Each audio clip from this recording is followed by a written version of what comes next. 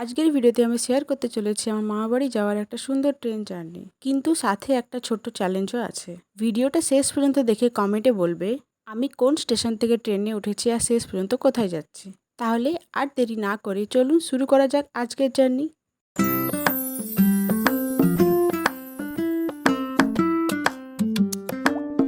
Hello everyone, welcome back to my channel season is life.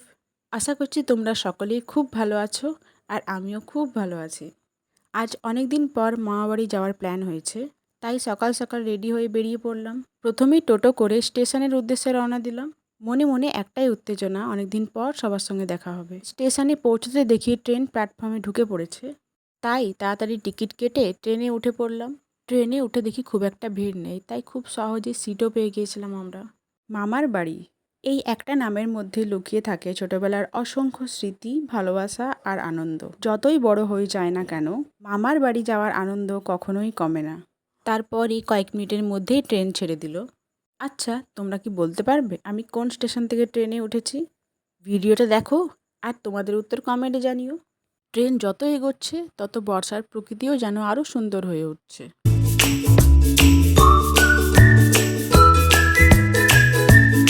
আমরা যাচ্ছি express ট্রেনে, তাই সব স্টেশনে দাঁড়াই না। এরপর একটা স্টেশনে দাঁড়াই, তারপরই পুরুলিয়া স্টেশন। এই স্টেশনটা এই রুটের অন্যতম বড় স্টেশন।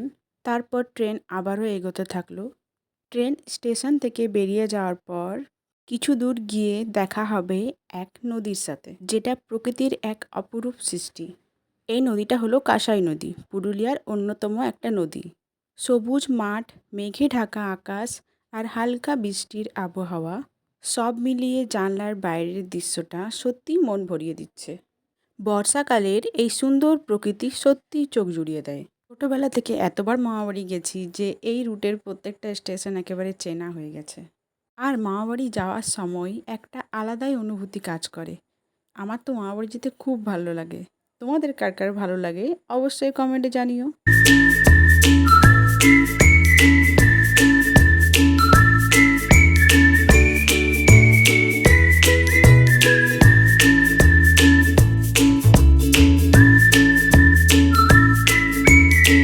এরপর ট্রেন এসে পৌঁছেছে বরাভূম স্টেশনে।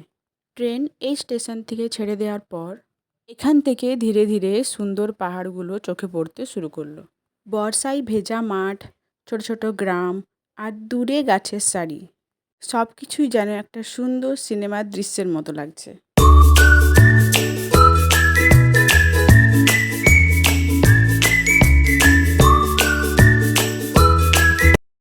কেন জানি না এইবারের জার্নিটা আমার কাছে আরও বেশি স্পেশাল মনে হচ্ছিল, কারণ আমি প্রকৃতি খুব পছন্দ করি।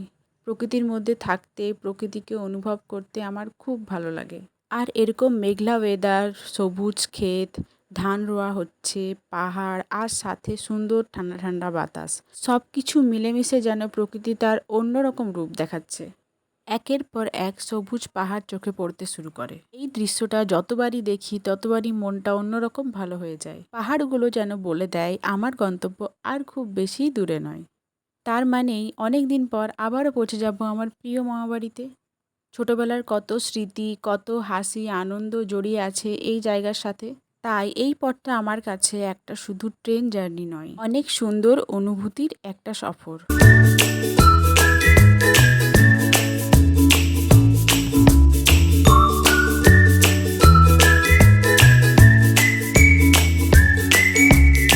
এবার তোমাদের জন্য আরেকটা ছোট্ট চ্যালেঞ্জ। শুধু এই ভিডিওর ক্লুগুলো দেখে তোমরা কি বলতে পারবে আমি কোথায় যাচ্ছি? উত্তরটা কমেন্টে লিখতে একদম ভুলো না। দেখি কে আগে ঠিক উত্তর দিতে পারে। পাহাড় দেখতে দেখতে আমি আমার গন্তব্যস্থলেও পৌঁছে গেলাম। আর যদি এমন ট্রেন জার্নি, গ্রামের সুন্দর প্রকৃতি আর আমার দৈনন্দিন জীবনের ব্লগ দেখতে ভালো লাগে, তাহলে ভিডিওটা ঝটপট লাইক করো আর চ্যানেলটা সাবস্ক্রাইব করো। সামনে মামার বাড়ি আরও অনেক সুন্দর সুন্দর মুহূর্ত তোমাদের সঙ্গে শেয়ার করব, তাই অবশ্যই সঙ্গে থেকো। তোমরা সকলেই ভালো থেকো। দেখা হবে নেক্সট কোনো ভ্লগে।